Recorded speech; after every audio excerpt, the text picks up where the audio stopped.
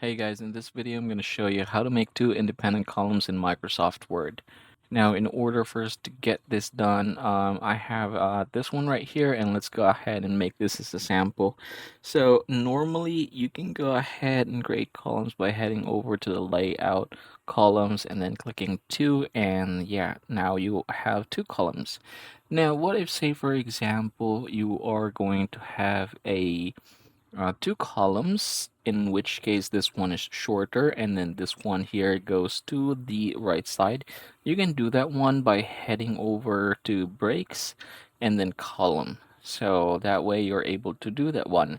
Now, what if, say for example, you want to make this shorter, or this column size shorter and this one bigger? That is also possible. You just have to highlight them. So I'm just gonna do that real quick. All right, there's also something down below, so let's highlight that as well. Click columns, more columns, choose two, and then instead of equal column width, let's go ahead and uncheck that one.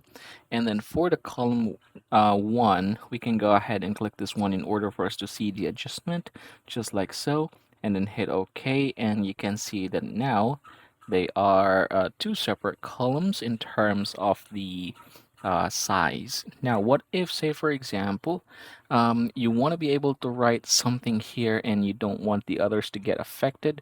For example, if I'm going to go ahead and write here, you can see that's possible. But there's actually an easier way to do this, and I'm going to show you. So I'm just going to go back here. All right, there you go. So I'm going to put here. We're going to hit insert and then table, and then we're going to choose two. So let's say, for example, this is the only part that I want to put here on the left side. I can do that. And you know what, let's go ahead and delete this one. And then this one as well. I'm going to go ahead and cut that, put that here. Now that is possible. Now this is also very interesting and very easy because you can see you can just make these changes right away. And then you can click this one. And then for the border, here borders, let's go ahead and choose no border. So yep, there you go. You are now able to create two independent columns, and you can definitely write whichever column you wish to do so. And that, everybody, is the easiest way in order for us to make two independent columns in Microsoft Word.